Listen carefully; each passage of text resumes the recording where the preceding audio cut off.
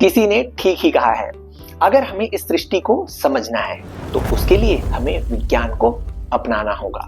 और अगर आप विज्ञान में सौंदर्य को ढूंढना चाहते हो तो उसके लिए आपको फिजिक्स की आंखों से इस संसार को देखना शुरू करना चाहिए। फिजिक्स को आप एक सब्जेक्ट या एक कोर्स के जैसा बिल्कुल ना समझे। ये तो हमारे मदर नेचर की एक भाषा है, एक रहस्यमय शक्ति है जो इस ब्रह्मांड में होने वाले हर हलचल के पीछे काम करती है। चाहे वो रंग बिरंगा रेनबो हो या रात में जगमगाने वाला ऑरोरा, चाहे वो रोबोट्स और सैटेलाइट्स हो या एमआरआई मशीन और लेजर, हर जगह फिजिक्स ही आपको चुपचाप अपना जादू बिखेरता हुआ नजर आएगा।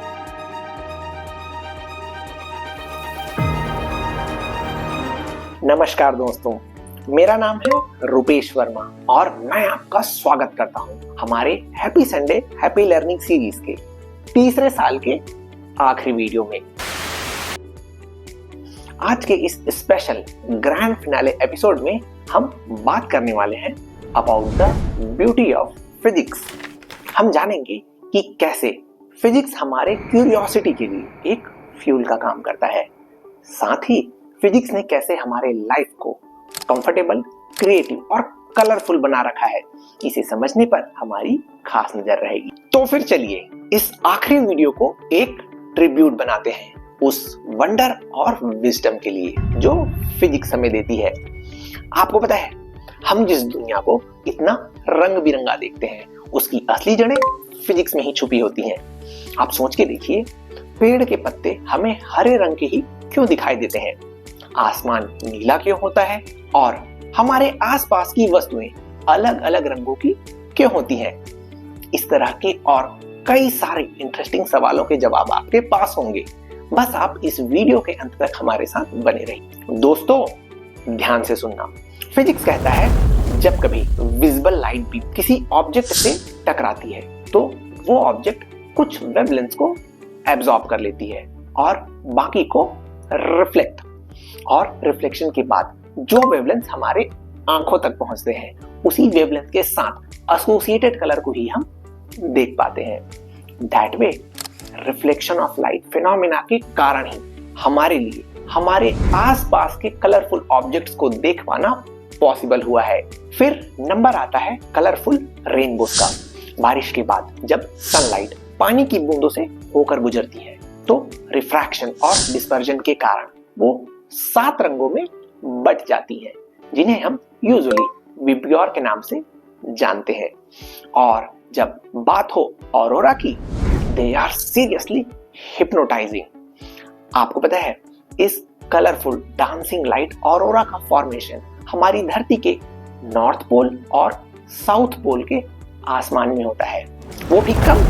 सोलर स्टॉर्म के समय, जब सोलार विंड का हमारी धरती के मैग्नेटोस्फीयर के साथ इंटरेक्शन होता है। अब आप जरा अपनी आंखें बंद कीजिए और किसी गिटार के साउंड को इमेजिन कीजिए या फिर एक बांसुरी की मधुर धुन। कितना प्लेजेंट, सूदिंग लगता है ना? You will be surprised to know कि इस प्लेजेंट सूदिंग एक्सपीरियंस के पीछे भी फिजिक्स ही है। एक्चुअली जब हम गिटार के स्ट्रिंग्स को स्ट्रम करते हैं तो उनमें स्टैंडिंग वेव्स का फॉर्मेशन होने लगता है। इन स्टैंडिंग वेव्स की फ्रीक्वेंसी गिटार के द्वारा प्रोड्यूस किए जाने वाले म्यूजिकल साउंड का पिच कितना होगा, इसे भी डिसाइड करती है। एंड नाउ दैट गिटार के हर एक स्ट्रिंग का लेंथ और टेंशन अलग अलग होता है और इसलिए उनके वाइब्रेशन के कारण प्रोड्यूस होने वाला म्यूजिकल नोट या धुन भी अलग अलग ही होता है। And when we speak about a flute, जिसे यूजुअली आप बांसुरी भी कहते हो, ये बांसुरी बेसिकली एक ऑर्गन पाइप की तरह काम करता है। जब आप बांसुरी में फूंक मारते हो तो बांसुरी के अंदर के एयर कॉलम्स वाइब्रेट करने लगते हैं और इन्हीं एयर कॉलम्स के वाइब्रेशन के कारण ही तो म्यूजिकल साउंड प्रोड्यूस होता है। दैट वे मैकेनिकल वेव्स के रिफ्लेक्शन, रेजोनेंस और हार्मोनिक्स, ये सब मिलकर हमारे लिए मधुर, मेलोडियस म्यूजिकल साउंड को प्रोड्यूस करते हैं। मतलब आप कह सकते हो कि म्यूजिक को प्रोड्यूस करने का मैजिक भी फिजिक्स ने ही कर दिखाया है। चलिए आगे बढ़ते हैं। आज हमारे पास एक से बढ़कर एक गैजेट्स और डिवाइसेस आ चुके हैं, जिसके कारण हमारी जिंदगी काफी आसान हो गई है, राइट? लेकिन आपको पता है, it became possible only because of the centuries of ground breaking discoveries in physics. जैसे आप एक छोटे से दिखाई भी ना देने वाले ट्रांजिस्टर की ही बात कर लीजिए, आपको यकीन नहीं होगा, इस छोटे से इलेक्ट्रॉनिक कंपोनेंट ने हमारी पूरी दुनिया ही बदल के रख दी है। क्योंकि इसके बिना ना तो स्मार्टफोन होता, ना कोई कंप्यूटर और ना ही कोई इंटरनेट।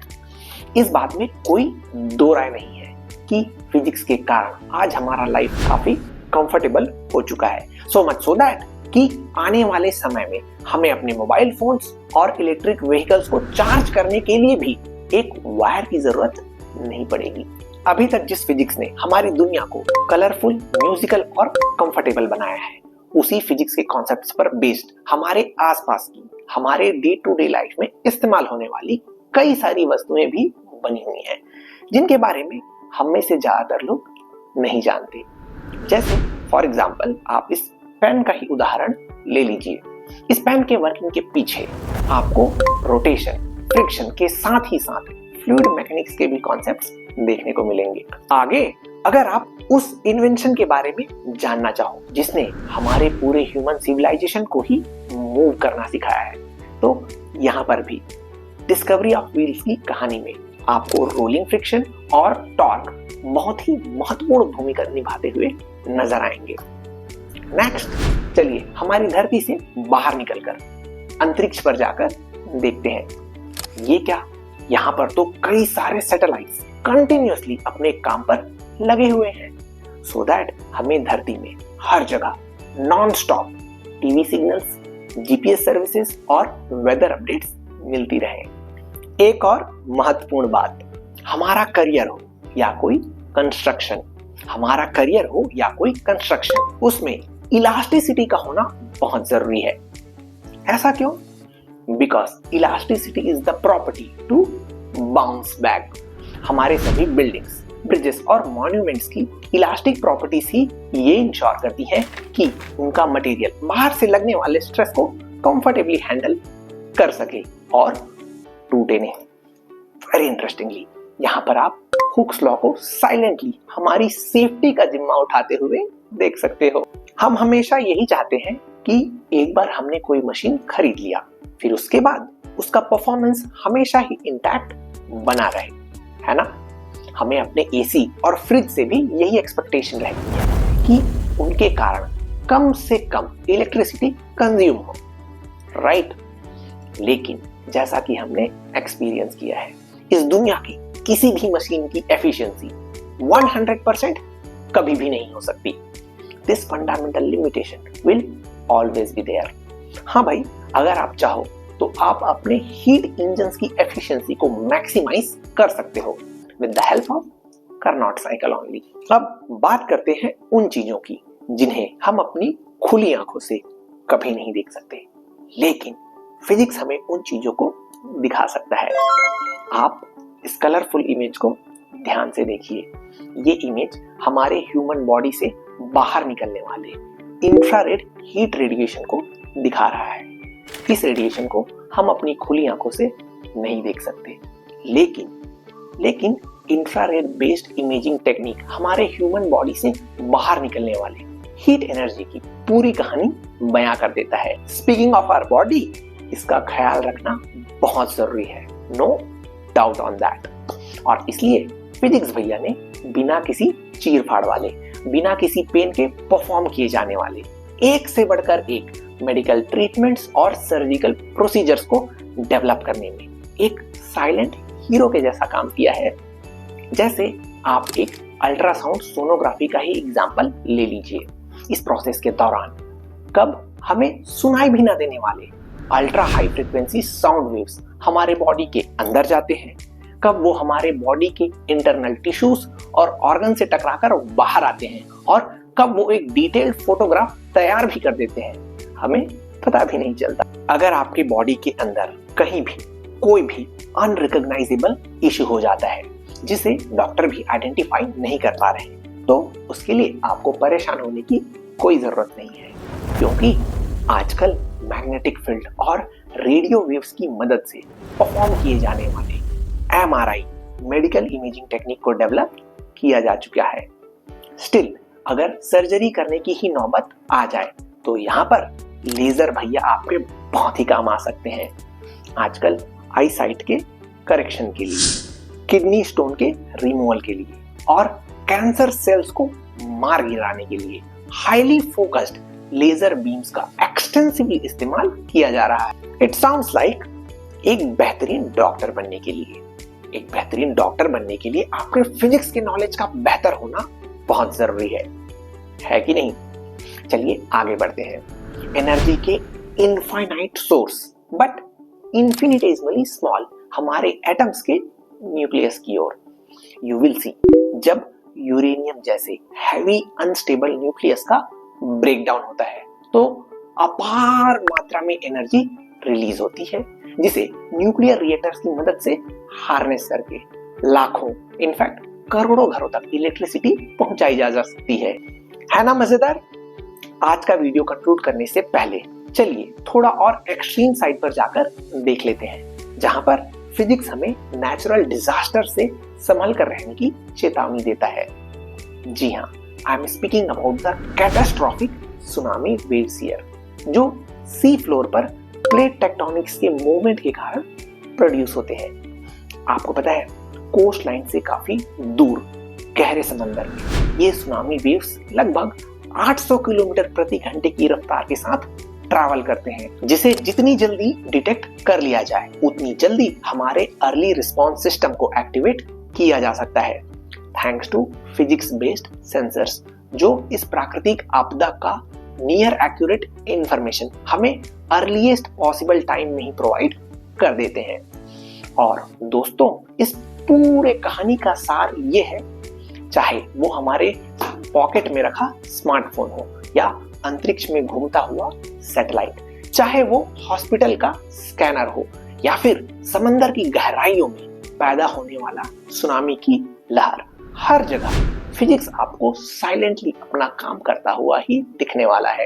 अगर आप इस वीडियो को यहाँ तक देख चुके हैं तो आप समझ ही गए होंगे कि फिजिक्स और उसके एप्लीकेशन से संबंधित सभी टॉपिक्स का डिटेल्ड एक्सप्लेनेशन आपको हमारे चैनल में मिल जाएगा, और इसलिए don't forget to like, share and subscribe. हमने हमारे चैनल के सभी वीडियोस को एकदम ही सरल भाषा में बनाया है, सो दैट उन्हें बच्चे, बूढ़े, स्टूडेंट्स, वर्किंग प्रोफेशनल्स और यहाँ तक कि हाउस वाइफ्स तक आसानी से समझ सके। हमारे इस हैप्पी लर्निंग सीरीज की शुरुआत आज से एग्जैक्टली 3 साल पहले हुई थी, and ever since we are posting every Sunday.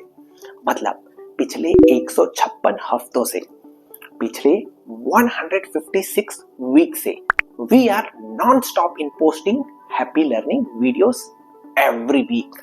Thank you so much for your unwavering support all these years. एक बार फिर से तहे दिल से मैं आप सभी को धन्यवाद कहना चाहूंगा। इससे पहले कि मैं थोड़ा सा इमोशनल होने लगूं, let's wrap this video up as usual. हमेशा की तरह keep commenting, keep sharing, because it's your favourite series. Happy Sunday, happy learning.